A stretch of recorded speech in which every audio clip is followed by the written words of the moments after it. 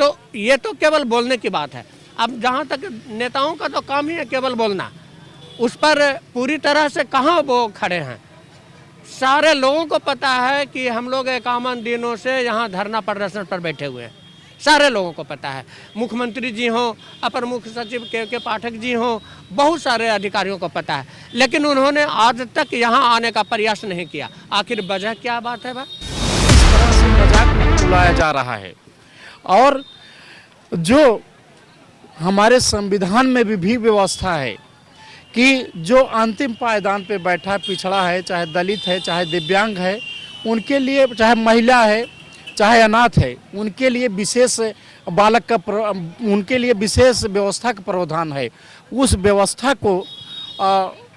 व्यवस्था में हम लोग संलग्न हैं।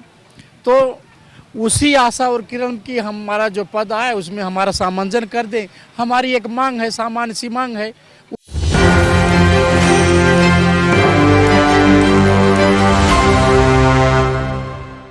नमस्कार, मैं नंदन, आप देख रहे हैं एक न्यूज़ 24 गर्दनीबाग धरना स्थल पर पिछले 51 दिनों से लगातार विशेष शिक्षक धरना पे बैठे हुए हैं।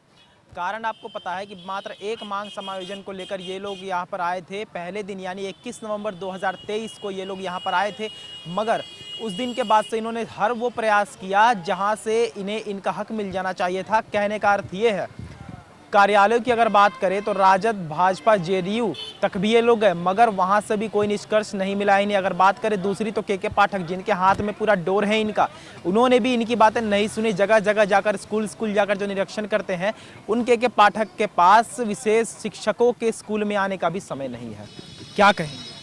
अब क्या कहेंगे? उन लोग कहते हैं कि हम शिक्षा पर विशेष जोर दे रहे हैं, तो यदि के पाठक जी इतने दिन रहे और विशेष शिक्षकों की ओर उनका जरा भी ध्यान नहीं गया, जबकि हमारे प्रतिनिधिमंडल 2 बार उनसे मुलाकात की है, काफ़ी देर तक बातचीत भी हुई, लेकिन अब कहा जाता है कि वो बहुत ही ऑनेस्ट आदमी है। तो यदि ऑनेस्ट रहते तो हमारी बातों को तो ज़रूर सुनते। तो हम कैसे समझेंगे कि कौन पदाधिकारी इतने ईमानदार हैं?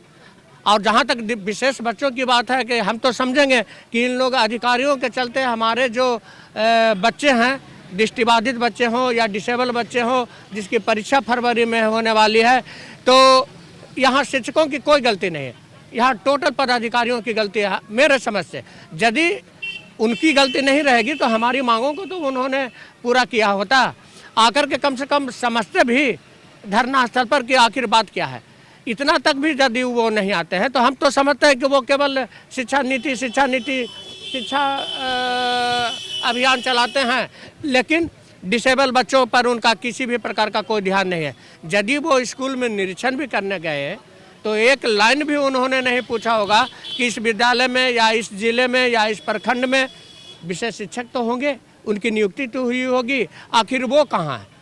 ऐसा क्वेश्चन आज तक उनको द्वारा नहीं किया गया है। करीब हमने 6 महीना का कार्यकाल उनका देखा है। तो मैं नहीं समझता हूँ कि वो बहुत अच्छे इंसान होंगे, बहुत ईमानदार होंगे। ईमानदारी रहती तो कम से कम डिसेबल बच्चों के प्रति भी तो ईमानदारी झलकती। आखिर ईमानदारी कहाँ गई? आखिर उनकी शिक्षा नीति कहाँ गई? तो ये तो केवल बोलने की बात है। अब जहाँ तक नेताओं का तो काम ही है केवल बोलना, उस पर पूरी तरह से कहाँ वो खड़े हैं। सारे लोगों को पता है कि हम लोग 51 दिनों से यहाँ धरना प्रदर्शन पर बैठे हुए हैं, सारे लोगों को पता है। मुख्यमंत्री जी हों, अपर मुख्य सचिव के पाठक जी हों, बहुत सारे अधिकारियों को पता है, लेकिन उन्होंने आज तक यहाँ आने का प्रयास नहीं किया। आखिर वजह क्या बात है?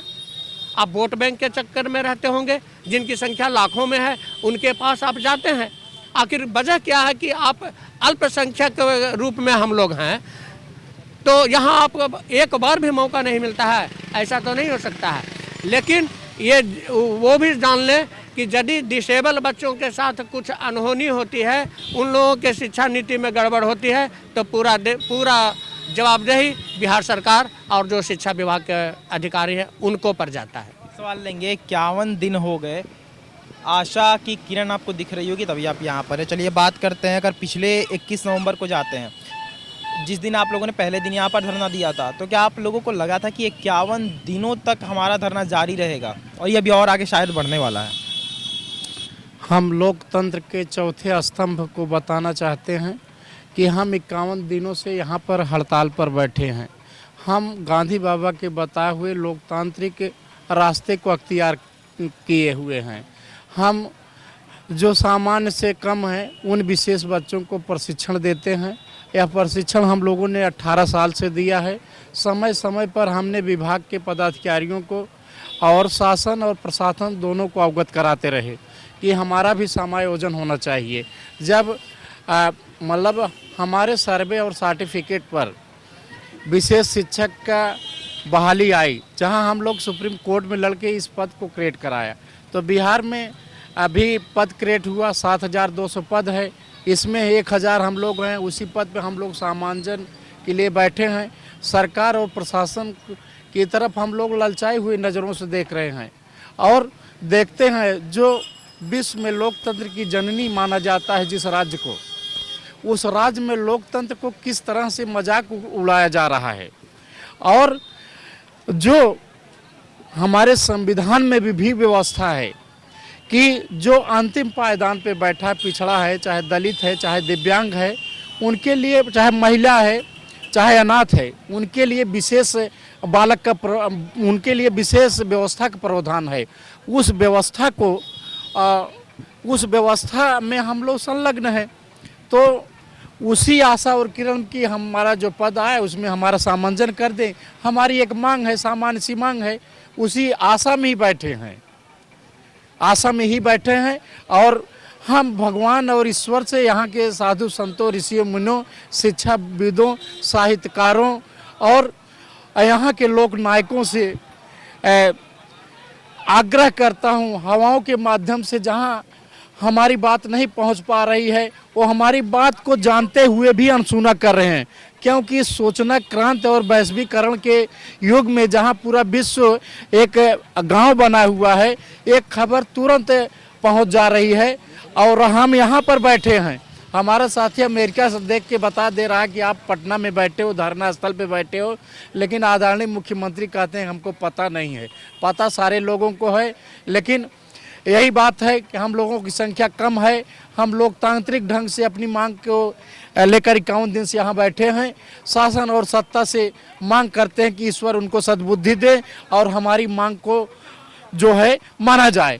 और हम आशाओं में ही बैठे हैं और घर से कफन बांध के निकले हैं इस भयानक ठंड में जो रूह कपा देती है।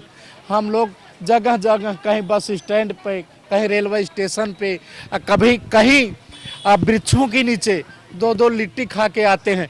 और तो और जो है हमारी महिला बहनें अपने छोटे बच्चों को लेके आती हैं, सुदूर क्षेत्रों से आती हैं, जिनके ना तो संसाधन की यहाँ व्यवस्था है, जो मौलिक आवश्यकता है, ना तो पानी की व्यवस्था है।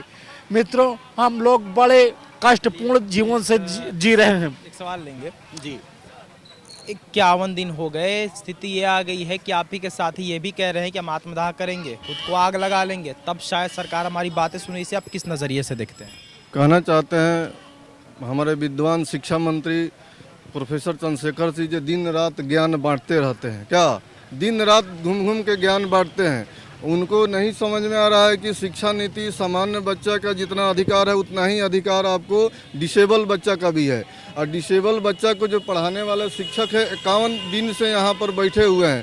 थोड़ा सा भी उनको ज्ञान नहीं हो रहा है कि जाकर थोड़ा सा समझे, अपने ऑफिसर को भेजकर थोड़ा सा समझे जे क्या बात है, क्यों इन लोग 51 दिनों से बैठे रहते हैं यहाँ पर, ज्ञान दिन रात बांटते हैं। उनको हम कहना चाहते हैं कि माननीय शिक्षा मंत्री जी आप हमारे बीच आवे और हम लोग को जो समस्या है सुनकर उसका जो हम लोग का मांग है, एक मांग है, दूसरा नहीं मांग है, सामान्यन कीजिए। जिस पोस्ट पर जो आप निकाले हुए हैं डिसेबल बच्चा को पढ़ाने के लिए जो पोस्ट निकाले हुए हैं उस पर हम लोग का सामान्यन कीजिए, यही मांग है मेरा।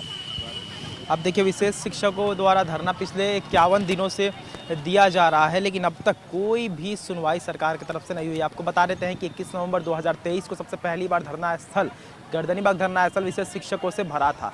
आज दिन है 10 जनवरी 2024 का, अभी तक कोई सुनवाई नहीं हुई है। बात करें कार्यालयों की तो भाजपा, जेडीयू से लेकर राजद जैसे तमाम कार्यालय भी घेरने का इन्होंने काम किया। पाठक जी से भी इन्होंने के पाठक से साफ तौर पर फेस टू फेस 1-to-1 बातें की, लेकिन अभी तक कोई भी पॉजिटिव निष्कर्ष नहीं निकला है। 51 दिन हो चुके हैं। अब देखना यही है कि आखिर कब तक विशेष शिक्षक धरना स्थल पर बैठे रहते हैं और इनकी मांगों को कब तक पेंडिंग में रखा जाता है।